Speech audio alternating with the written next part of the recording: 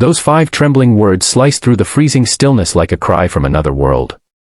The woman in the cream-white coat, an impeccably composed CEO who wasn't used to surprises, froze halfway out of her car. Snowflakes glowed against the headlights as the tiny girl in the red dress stood there, shivering, her mittenless hands trembling in the air. For a moment, the world seemed to pause, the forest around them loomed dark and lonely, the road behind silent and endless. The air smelled like pine and winter storms, but beneath it all, there was a feeling, a tug, something deep inside the CEO's chest she hadn't felt in far too long. And as the child blinked up at her with tear-streaked lashes, something fragile inside the woman cracked open. If you believe in kindness, second chances, and the power of helping strangers, please like this video, comment your thoughts, share it with someone who needs it today, and don't forget to subscribe. Now let's continue. The woman's name was Elena Marin, known in glossy magazines and investor conferences as one of the most unshakable leaders in the tech world. People described her as precise, brilliant, and intimidating, someone who could negotiate $10 million deals without blinking. But power and success had grown around her like armor, layer upon layer, until even she forgot what it felt like not to wear it. She hadn't taken a vacation in years, hadn't said "I love you" to anyone in just as long, and hadn't visited her childhood home since the day she drove away and promised herself she'd never look back. But on this evening, fate had made its own plans. Her car forced to a sudden crawl by an unexpected snowstorm, she found herself on a forest road she never intended to take, one eerily close to the town she once called home. She was already tense, already emotional, before the little girl appeared like a lost, trembling ghost beside the road. The girl couldn't have been more than 3 or 4. Her cheeks were flushed red from the cold, her tiny breath coming out in trembling clouds. She looked too delicate for the winter around her, too alone to make sense. Elena's heart tightened as she crouched to the child's level, her expensive gloves brushing snow aside as she steadied herself. Inside her coat, something warm and protective awakened, an instinct she thought she'd buried beneath boardrooms and deadlines. The little girl pointed toward the woods, her fingers shaking. She said she had been walking with her daddy on a snow adventure, and then somehow they got separated. He told her to stay close. She tried. But the trees looked the same, and the snow kept falling, and then he was just gone. For a moment, Elena didn't breathe. The woods behind them were dense, silent, and misleadingly beautiful. Sunlight faded, leaving only the faint glow from the car headlights cutting into the first row of trees. Everything beyond that was shadows and frost. She knew how dangerous forest terrain became after sunset. She also knew no one else was around. Her phone had barely any signal. And something deep inside her whispered that if she didn't act right now, this child's story would take a tragic turn. Without thinking, Elena scooped up the little girl, she weighed nothing, fragile like a bundle of cold feathers, and told her she was safe. Then, driven by a force she didn't yet understand, Elena began running toward the very woods the girl had pointed to, her boots sinking into fresh snow, her breath forming desperate clouds in the air. The child clung to her tightly, burying her face into Elena's shoulder as if she knew the woman's heartbeat better than her own fear. The deeper they went, the more the forest swallowed sound. Snow fell thicker, painting the world an icy blue. Branches creaked overhead. There was no sign of movement, no footprints except the faint ones the little girl had made earlier, now almost erased by the new snowfall. Elena followed them where she could, her lungs tightening with exertion, her legs heavy, but she pushed forward, driven by something stronger than logic.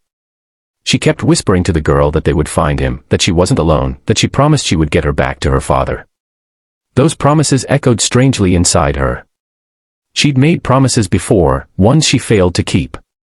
Ones that left her estranged from her own father, who died before she could return home and make things right. Maybe that was why this moment felt like déjà vu wrapped in heartbreak. Maybe this time, she could save someone. Maybe this time, she could face the woods instead of running from them.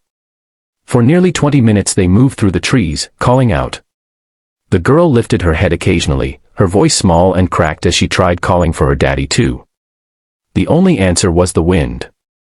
Something inside Elena trembled, fear, guilt, exhaustion, she wasn't sure. Her vision blurred with snowflakes and emotion, but she never slowed. Losing hope wasn't an option. Then a sudden sound cut through the silence, distant, muffled, but unmistakably human. Elena froze, turning her head. The child lifted hers too, eyes wide. Another sound followed, this time clearer. A shout, deep and raw, filled with panic. The girl recognized it instantly. She whimpered her father's name. Elena adjusted her grip and bolted toward the sound, crashing through low branches, stumbling over hidden roots, her breath sharp and burning. The shouts grew louder. And finally, through a break in the trees, she saw him, collapsed near a fallen log, one leg bent unnaturally, clutching his side. His face was pale, contorted with pain, snow caught in his beard. He'd slipped, he explained shakily later, when they retraced events. He couldn't move, couldn't find his daughter, and feared the worst. But in that moment, all he did was reach out, tears melting against the cold when he saw the little girl in Elena's arms. Elena knelt beside him, her strength trembling, her chest tight with relief and adrenaline. She helped the girl into her father's embrace, watching the two cling to one another like they'd been given the world back. The little girl sobbed into his coat, repeating, "I found you, Daddy, I found you," while his arms wrapped around her protectively despite his injury. Elena felt something break inside her, a mixture of grief and healing, a release of years of unresolved pain. She didn't know these people, yet seeing them reunited made her feel something she thought she'd lost forever, the ache of connection, the raw, simple power of love. She swallowed hard, blinking rapidly. But this wasn't over. The man's leg needed attention. He couldn't walk. A storm was thickening. They had to get out. Elena stepped into action. She supported him as best she could, the little girl holding onto both their hands as they slowly made their way through the darkening woods. Every step was a struggle. Twice the father stumbled with a cry of pain. Once Elena nearly slipped. But somehow, they kept going, pushing toward the thin triangle of light hovering in the distance, her car headlights. When they finally reached the road, the father nearly collapsed again. Elena helped him into the back seat, wrapped him in blankets she kept in her trunk, and blasted the heater. The little girl curled against him, but her small eyes traveled again and again back to Elena, full of trust, gratitude, and something almost protective, like she sensed what this moment meant to the woman who saved them. Elena drove them straight to the nearest emergency station in town, a town she once called home, though the streets felt both familiar and foreign. As the paramedics took him in, the father grasped Elena's hand with a grip far stronger than she expected. His eyes, still filled with pain, carried deep sincerity. He said she had saved not just him, but his daughter's future too. He told her she must have been sent by someone watching over them. The words hit her harder than she showed. After everything settled, after the girl was safe, after the father was being treated, after the chaos eased into order, Elena stepped back outside into the night. Snow still fell, but now the flakes felt softer, quieter, like the world was exhaling with her. She leaned against her car, staring out at the familiar streets of her childhood, the memories stirring like ghosts between buildings. She'd run from this town, from the guilt of losing time with a father who always waited for her to come home.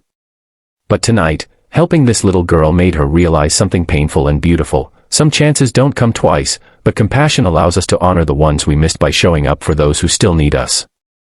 She wasn't sure how long she stood there before the hospital doors opened again. The little girl ran out, bundled in a blanket, her cheeks rosy again.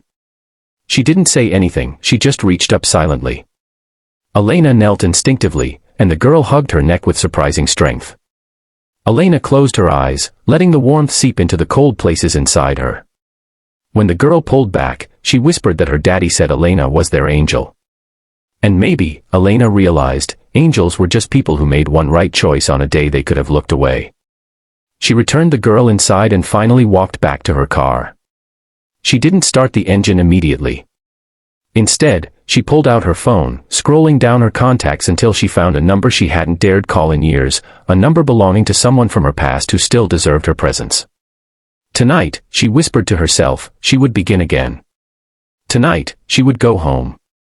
If this story has touched your heart even a little, please like the video, share it with someone, and subscribe for more stories that remind us there is still good in the world. Before you watch the ending, please comment below, kindness still matters. Elena took a deep breath, looked back once more at the hospital doors glowing warm against the cold night, and smiled softly. She turned the key, and as the engine hummed to life, she felt something inside her do the same. Sometimes it takes getting lost to finally find your way home. And sometimes, all it takes, is a little girl in the snow saying, "Ma'am, I can't find my daddy."